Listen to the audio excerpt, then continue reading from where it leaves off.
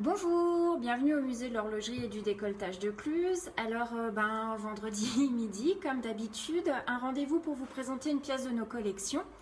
Et aujourd'hui, j'ai choisi de vous présenter un chrono de marine. Alors, je m'excuse, je vais juste, hop, j'enlève un message qui est apparu. Voilà, je ne voyais pas ce que je faisais, sinon pour vous présenter la chose, voilà. Donc, un des chronos de marine qui fait partie de la collection du musée de l'horlogerie et du décolletage de Cluse. Il faut savoir en fait que ce type d'objet, que je vais ouvrir, hop, et vous présenter. Voilà le chrono. Hop, il y a un petit peu de lumière, c'est pas facile, avec le cadran blanc ici. Donc ceci, c'est une invention qui va voir le jour au XVIIIe siècle, à la fois en Angleterre et en France. Je vais l'enlever de son support, peut-être que ça ira mieux si je le tiens. Ouais, si je le tiens comme ça, c'est mieux. Voilà, donc un instrument du XVIIIe siècle, un chrono de marine, un chronomètre de marine. Souvenez-vous, je vous le répète souvent, le chronomètre est une montre précise et le chronographe sert à chronométrer Usain Bolt au 100 mètres. Voilà. Une montre dans une boîte, ce n'est pas une pendule et ce n'est pas une horloge non plus. Ce chrono, il est signé d'un nom assez célèbre, juste là sur le cadran. Il est signé du nom de Louis Berthoud. Louis Berthoud, descendant du fameux Ferdinand Berthoud. Louis Berthoud était le neveu. Et Ferdinand Berthoud, pour tout vous dire, suisse d'origine, a fait toute sa carrière horlogère en France, était horloger du roi Louis XV et il était également inspecteur général des machines de la marine française. Voilà pour la présentation de son aïeul. Donc Louis Berthoud, lui, il va être élève horloger mécanicien et il va choisir à partir du début du 19e siècle 4 élèves à l'école des arts et métiers de Compiègne pour justement leur apprendre le métier d'horloger, et parmi eux se trouve un dénommé Henri Motel qui deviendra chronométrier et qui fera les chronomètres de la marine française. Alors, s'il y a des collectionneurs parmi vous, Henri Motel et les chronos de marine sont très recherchés par les collectionneurs et nous avons la chance d'en avoir un également au musée. Voilà pour la présentation de l'horloger. Alors maintenant, une petite histoire au niveau de ces chronomètres. Voilà.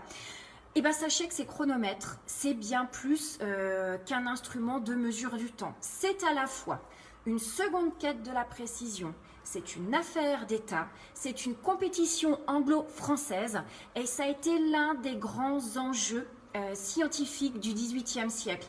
Donc voyez un peu, juste pour cette petite chose, tout ce qui va en découler. Alors, pourquoi vouloir faire un chronomètre de marine? Eh bien, figurez-vous que l'affaire va être de taille puisque ces objets vont servir à ouvrir les routes commerciales et coloniales après la découverte de l'Amérique par Christophe Colomb. Et ces chronomètres-là vont servir à déterminer précisément la longitude du lieu où l'on se trouve pour être le plus rapide possible sur une route commerciale. C'est-à-dire qu'au lieu de faire des mouvements comme ça sur votre carte maritime en traversant les océans, eh ben, il va falloir faire une ligne droite. Et cette chose-là va vous aider. Puisque en fait, le problème, c'est que les chronos de marine vous aident à estimer votre longitude. Si jamais vous vous trompez au niveau de l'estimation de votre longitude, ben, soit vous vous perdez, soit vous faites un naufrage. C'est ce qui va arriver à la flotte anglaise au XVIIIe siècle, qui a été un échec cuisant et puis un petit peu une honte pour la royauté de l'époque. Voilà. Donc pourquoi c'est important de tenir le bon cap? Ben, pour avoir la ligne droite et avoir une ligne droite sur les océans, c'est compliqué quand vous prenez en compte la dérive qui est due au vent, la dérive qui est due au courant et la difficulté d'apprécier la vitesse réelle de votre bateau. Voilà. Donc, ces problèmes de navigation sont importants quand vous naviguez en haute mer. Il n'y a aucun écueil comme si vous naviguez à l'estime, donc c'est-à-dire en vue des côtes. Voilà. Par contre, la seule chose pour vous guider, si vous ne voyez pas les côtes, eh ben, ça va être les astres, le soleil, les étoiles, la distance de la lune aussi va vous permettre de vous repérer. Et ben, toujours ce besoin indispensable de se repérer sur la carte. Alors, quels défis vont devoir réaliser et relever les horlogers? Construire un garde-temps, qui saura garder avec précision l'heure du point de départ tout au long du voyage et ainsi pouvoir comparer l'heure locale sur le bateau afin de déterminer la position sur la carte marine. Grosso modo, à la fin du XVIe siècle, on se retrouve, sans le savoir et sans avoir la chose, un problème de fuseau horaire. C'est voyager en bateau, voyager en avion, c'est exactement la même chose. Nous maintenant, on a les fuseaux, on a le méridien Greenwich qui a été défini mi-19e siècle pour pouvoir nous aider à nous repérer dans nos voyages. Avant ça, ces choses-là, on n'a pas du tout. Voilà. Et donc, avant de se mettre en route, les marins devaient trouver un moyen pour garder précisément l'heure de départ du pays qu'ils quittent. Alors, avant les chronos de marine, ils font ça au sablier. On en a un, nous, ici, dans les vitrines du musée, un sablier d'une demi-heure que les marins retournaient toutes les demi-heures et puis on additionnait les demi-heures pour pouvoir garder l'heure du départ. Par contre, je ne vous dis pas, gardez une précision avec un sablier d'une demi-heure où vous ne devez pas le retourner trop vite parce que sinon vous avez de la matière en plus dans l'ampoule d'eau et donc vous risquez d'avancer et pas trop lentement parce qu'il n'y aura plus de matière dans l'ampoule d'eau et quand vous allez le retourner vous aurez perdu du temps. Enfin vous imaginez l'écart de temps sur une traversée de 2-3 mois, elle est énorme quoi. Alors c'est clair qu'au lieu d'arriver au point voulu, vous arrivez soit plus haut soit plus bas. Enfin bref, passons. Donc étant donné que la détermination de la longitude va permettre aux États d'avoir le monopole sur une route commerciale, vous vous doutez bien que l'enjeu économique est assez alléchant, on va faire plancher les scientifiques, les astronomes et les horlogers dès le XVIe siècle. Il faut savoir que le premier a lancé une récompense pour la personne qui trouvera le système le plus facile et le plus précis pour déterminer une longitude sera Philippe III d'Espagne, 1598, je crois qu'il promet, je ne sais plus combien, c'est 100 000 écus d'or. Voilà, 100 000 écus d'or à qui trouvera un système. Alors les astronomes, en fait, vont se mettre au boulot et ils vont présenter, deux possibilités de calcul. Le premier, ça va être de calculer la distance entre la Lune et la Terre. Ouais, c'est quelque chose qui est faisable. De toute façon, les Grecs le faisaient avant dans l'Antiquité. Donc au 16e, on sait le faire. Ça prend 4 heures de calcul quand même. Il faut plutôt être bon en trigonométrie et en mathématiques, comme toujours dans la mesure du temps. Et puis un autre système qui vous permet en fait de calculer la hauteur du Soleil à son zénith. D'autres personnes, navigateurs entre autres, on attribue cette idée au fils de Christophe Colomb, vont proposer d'emmener une montre sur le bateau pour pouvoir garder l'heure. Sauf que vous doutez bien que la montre du XVIe siècle, déjà rien que quand vous baladez avec autour du cou, vous risquez d'avoir de bonnes heures de retard, rien qu'au mouvement dû au corps humain. Imaginez embarquer votre montre de la Renaissance sur un bateau qui va avoir tous les roulis de l'océan. C'est juste pas possible. L'idée est là, par contre, techniquement, on ne sait pas réaliser la machine qui pourra vous permettre de garder l'heure en mer. Alors, on continue d'y réfléchir. 17e siècle, Christian Huygens, entre parenthèses, vous vous souvenez, c'est celui qui va introduire le balancier pendulaire dans l'horlogerie et qui va également introduire le ressort spiral sur les balanciers annulaires des montres qui va permettre l'apparition de l'aiguille des minutes. Lui va se lancer également dans cette course à la précision et au milieu du XVIIe siècle, il va proposer un système d'horloge avec un balancier pendulaire à embarquer sur un bateau. C'est un échec cuisant. Ça a beau être un scientifique génial, là par contre, faut l'avouer, il s'est trompé. Une vingtaine d'années plus tard, il réalise un autre mouvement, par contre un mouvement avec balancier annulaire et avec un spiral. Voilà. Il va embarquer ça sur un bateau, il va tester, par contre, pareil, échec cuisant. Alors pourquoi les écarts de température qui vont être vraiment nuisibles à la précision de cette horloge? les métaux en fait vont être sensibles à ces variations et vont soit grossir, soit se réduire en fonction de la température. Ça va donc modifier le mouvement de votre horloge, et si ça modifie le mouvement de votre horloge, ben, ça va modifier pardon, forcément la précision. Alors, on arrive à cette fin du XVIIe siècle, c'est toujours une quête sans nom, cette histoire de la précision, et du coup, les royaumes d'Angleterre et de France vont fonder respectivement les observatoires de Paris et de Greenwich. Paris en 1667, premier observatoire mondial, hein, on se souvient, et 1675, c'est l'observatoire de Greenwich. On veut résoudre ce problème de longitude, donc on va y mettre des astronomes, on va y mettre des savants, on va y mettre des mathématiciens pour que tout le monde planche là-dessus. C'est une affaire d'État, c'est ce que je vous disais tout de suite. Et dans cette affaire d'État, à partir de la première moitié du XVIIIe siècle, deux horlogers vont s'affronter. Un horloger anglais, enfin horloger, je vous raconterai un petit peu, John Harrison, et un horloger français, Pierre Leroy, de la grande dynastie des Leroy, fils de Julien Leroy, qui lui-même était horloger du roi. Donc, qui va gagner la course à la précision, à la course au chrono le plus précis? Eh bien, ça va être l'anglais. Voilà, ça va être John Harrison, qui le premier va réaliser son chrono de marine. Par contre, celui qui gagne la course à la technique, c'est le français. C'est Pierre Leroy qui va gagner ça. Alors, leur boulot, croyez-moi, il est de taille. Hein. Pardon.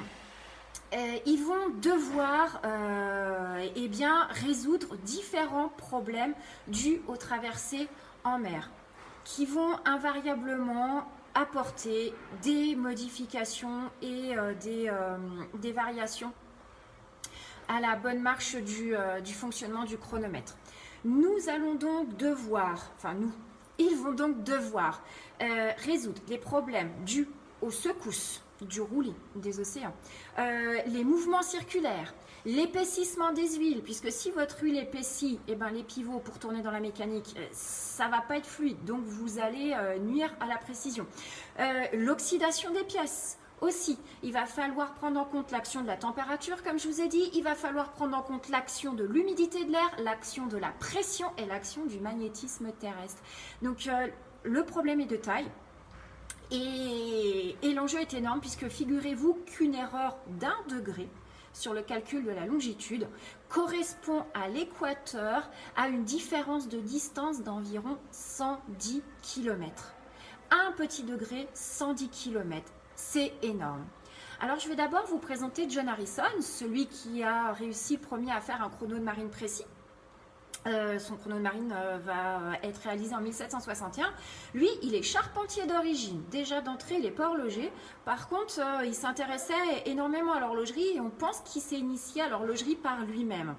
Il va fabriquer 4 chronomètres de marine entre 1736 et 1761 qu'il va nommer respectivement H1, H2, H3, H4.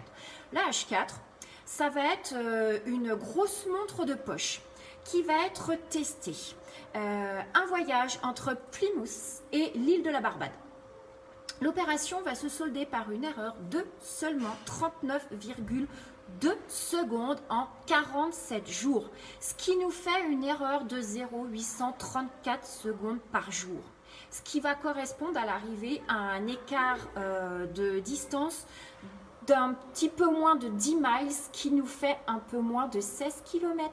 On est en 1761. C'est juste énorme ce qu'il a réalisé. Et au niveau de la France, Pierre Leroy, donc lui, va terminer son chrono de marine 5 ans plus tard, en 1766. Mais lui, ça va être le premier à obtenir la compensation des effets de la température en modifiant le mouvement d'inertie du balancier. Comment il va faire ça? Eh bien, à son balancier, donc alors attendez, je pose ça, je vais vous montrer. Je vous ai pris un mouvement de chrono de marine.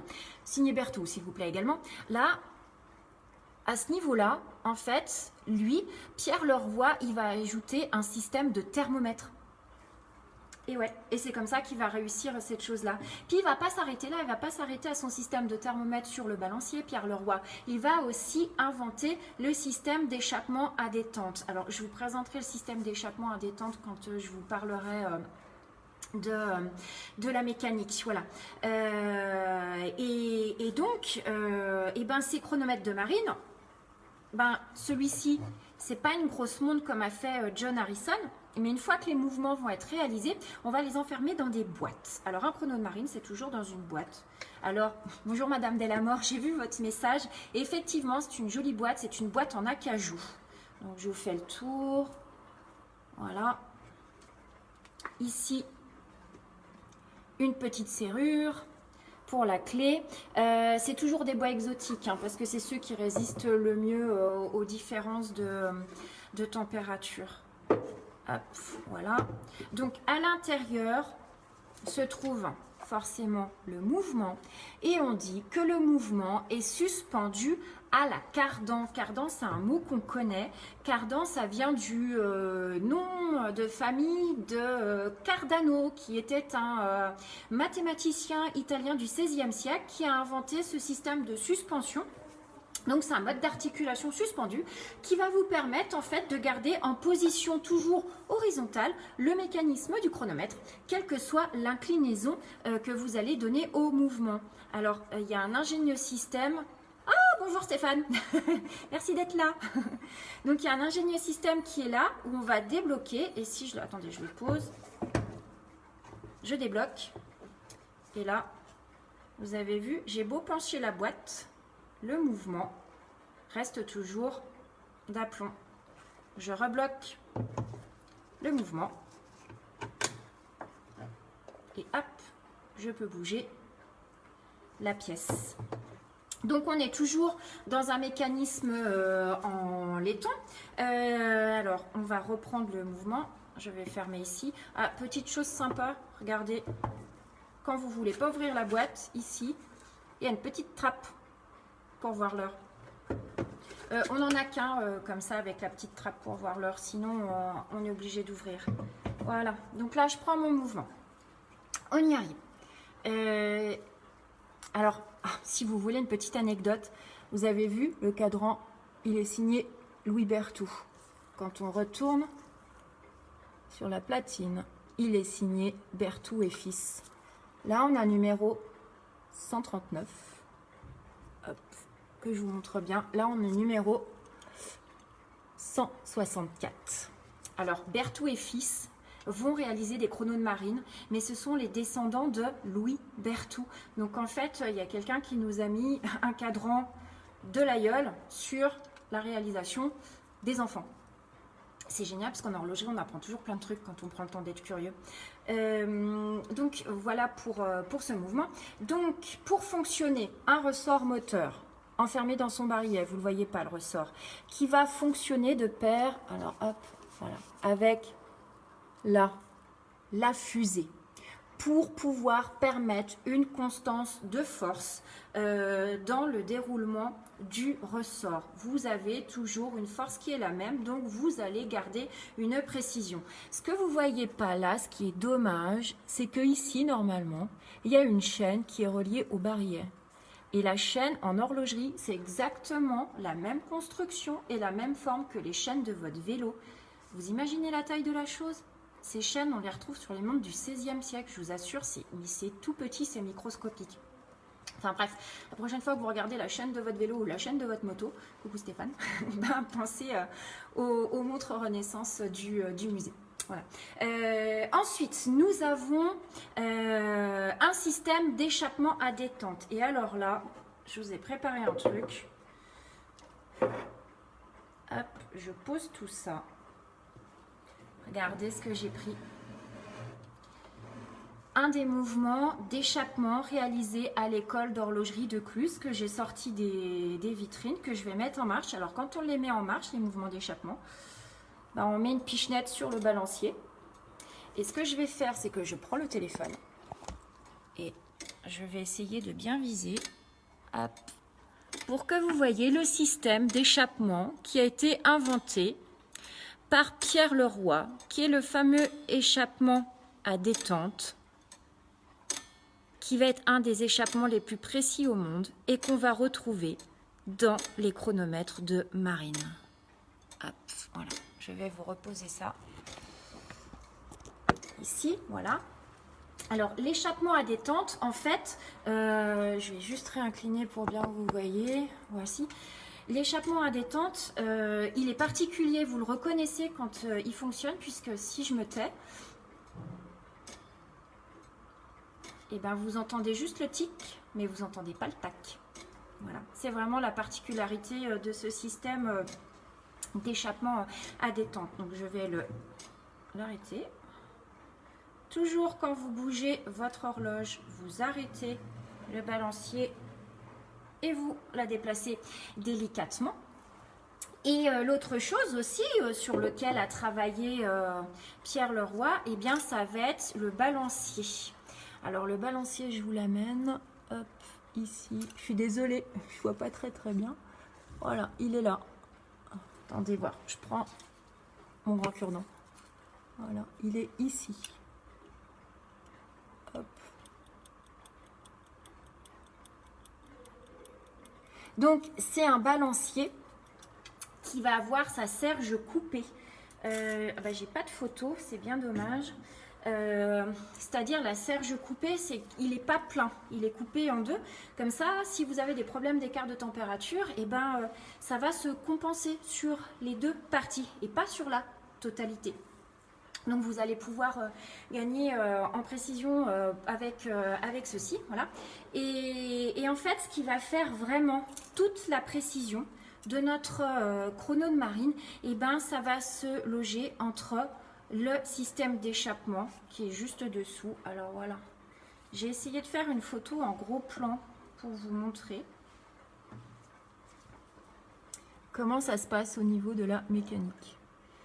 Hop.